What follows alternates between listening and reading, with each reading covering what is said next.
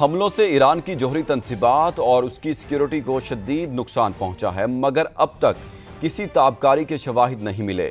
खतरा मौजूद है। आलमी एटमी तवानाई एजेंसी के सरबराह राफेल ग्रोसी कहते हैं, जोहरी तंसीबात को जंग से बाहर रखना चाहिए। सिफारती हल अब भी मुमकिन है। ईरान जोहरी हथियार तैयार नहीं करेगा।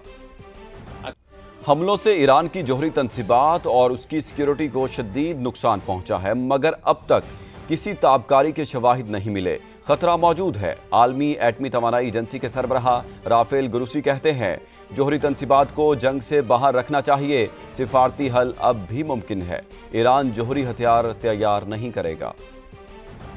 हमलों से ईरान की जोहरी तंसीबात और उसकी सिक्योरिटी को शदीद नुकसान पहुंचा है, मगर अब तक किसी ताबकारी के शवाहिद नहीं मिले। खतरा मौजूद है। आलमी एटमी तवानाई एजेंसी के सरबराह राफेल ग्रोसी कहते हैं, जोहरी तंसीबात को जंग से बाहर रखना चाहिए। सिफारती हल अब भी मुमकिन है।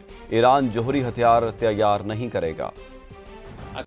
हमलों से ईरान की जोहरी तंसीबात और उसकी सिक्योरिटी को शदीद नुकसान पहुंचा है, मगर अब तक किसी ताबकारी के शवाहिद नहीं मिले। खतरा मौजूद है। आलमी एटमी तवानाई एजेंसी के सरबराह राफेल ग्रोसी कहते हैं, जोहरी तंसीबात को जंग से बाहर रखना चाहिए। सिफारती हल अब भी मुमकिन है।